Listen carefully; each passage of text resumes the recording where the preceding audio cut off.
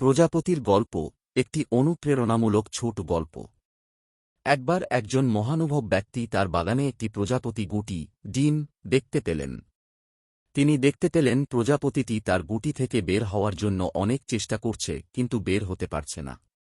সদ্য জন্মানো প্রজাপতিটি অনেক চেষ্টা এবং পরিশ্রম করছে, কিন্তু যে ডিম বা গুটি থেকে সে জন্মাচ্ছিল সেটি থেকে সে তার শরীরের বাকি অংশ বের করতে পারছে না। একটা অবস্থায় গিয়ে মনে হচ্ছিল হয়তো প্রজাপতিটি আর বের হতেই পারবে না, সে দাপাদাপি করেও থেমে গেছে।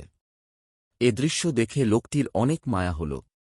সে গিয়ে গুটির বাকি অংশটি একটি কঁচি দিয়ে কেটে প্রজাপতিটিকে বের করে ফেলল। কি মনে হচ্ছে লোকটি প্রজাপতিটির উপকার করেছে, তাই না? আসলে আপাত দৃষ্টিতে এটি উপকার মনে হলেও প্রজাপতিটির সবচেয়ে বড় ক্ষতি হয়েছে এই লোকটির জন্য। প্রজাপতি গুটি থেকে বের হয়ে আসার জন্য যে চেষ্টা করছিল তাতে প্রজাপতিটির শরীর আগামী দিনের চ্যালেঞ্জ নেয়ার জন্য প্রস্তুত হচ্ছিল।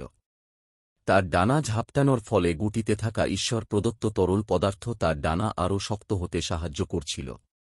কিন্তু এই লোকটি যখন এটিকে বিনা পরিশ্রমে বের হয়ে আসতে সহায়তা করল, তখন তার ডানা রয়ে গেল অপরিপক্ক।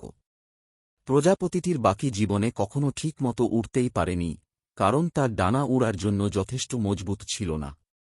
প্রজাপতির গল্প থেকে শিক্ষা: জীবনের সমস্যা বা প্রতিবন্ধকতা ভবিষ্যতের মুখোমুখি হওয়ার জন্য যোগ্য ও শক্তিশালী করে।